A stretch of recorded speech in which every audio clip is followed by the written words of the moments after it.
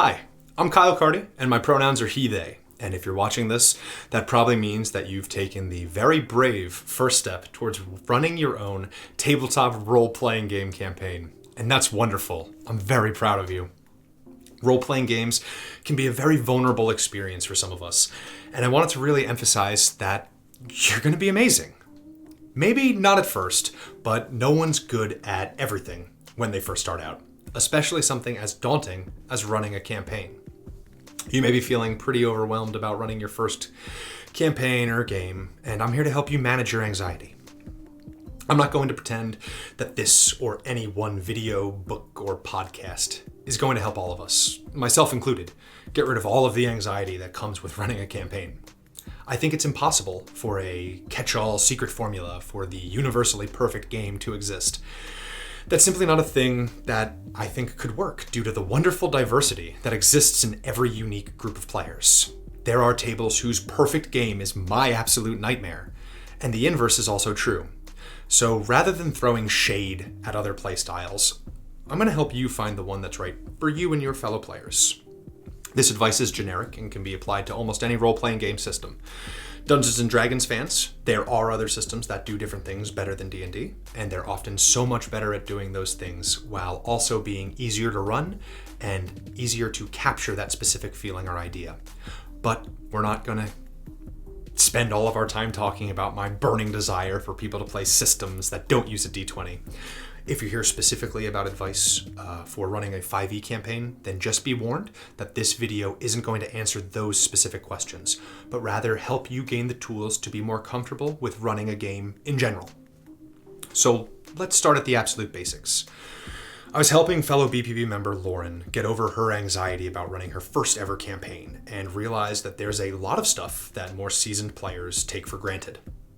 For seasoned players, I'm going to be saying a lot of stuff that will probably make you scoff and think to yourself, well, that's obvious.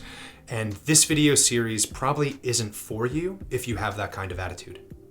We're going to be talking about incredibly fundamental things that might not be so obvious to new players. So keeping that in mind, let's get started and talk about our first topic. What even is a campaign? Think of a campaign like a TV show. Each story arc is a season, and every session is just like an episode.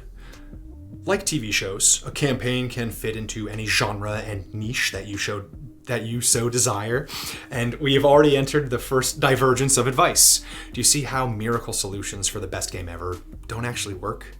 The foundation of every campaign can be radically different.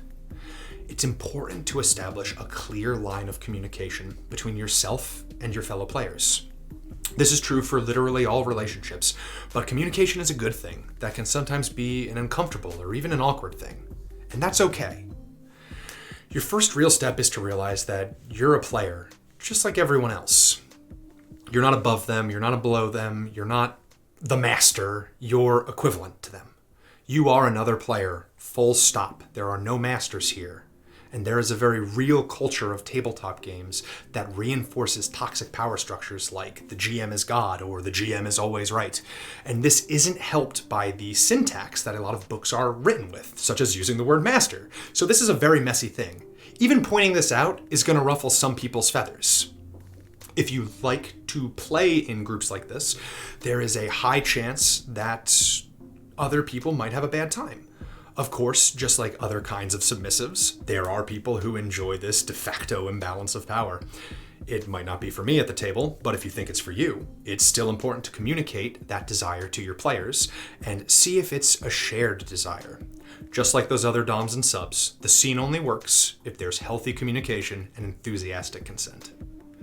So once you've spoken with your fellow players about your expectations of authority and adjudication, you've already taken the first step towards having a successful game. Technically, your first step was seeking out resources to assist you in overcoming and managing your anxiety, so congratulations on completing your second step. Well done! For most people, this will be the hardest part. I'm very proud of you. You're going to be playing a brand new game and having brand new experiences. It's important to remember that you're not going to have a perfect game on the first go with a new or even a familiar group. The perfect game doesn't exist. Almost every campaign I've ever played in is a favorite of mine. They're just my favorites for radically different reasons. Don't beat yourself up trying to achieve an impossible goal. It's going to be fun, and hopefully you'll look back on it fondly, and that'll be even if you think of things that you might have done differently. The next videos in this series are going to help you go over broad topics that will become increasingly more specific. This next video is going to be about determining player campaign expectations. Will we be heavily invested in role-playing, or are we just looking to goof off together? Do we enjoy complicated granular combats, or is our focus somewhere else? All of these are pretty important decisions to make in the beginning. Later videos will cover a variety of topics, such as how do I define the campaign setting, system, and genre? How do I build monsters or NPCs? Why do I feel like I'm not doing a good enough job? What happens when the other players do something that I didn't plan for? How do I maintain a consistent but increasing challenge for my players? And how do I deal with troublesome players in an appropriate manner? For now, though, I'm gonna have to say goodbye. If you're interested, please consider subscribing to us here, following us on our social media elsewhere, watching us on Twitch, where you can see how our unique playstyle works best for our table. And if you like this video and are financially stable, please consider supporting us on Patreon. Every dollar helps us achieve more of our own financial stability. But for now, simply have a wonderful rest of your day, and know that we're very proud of you.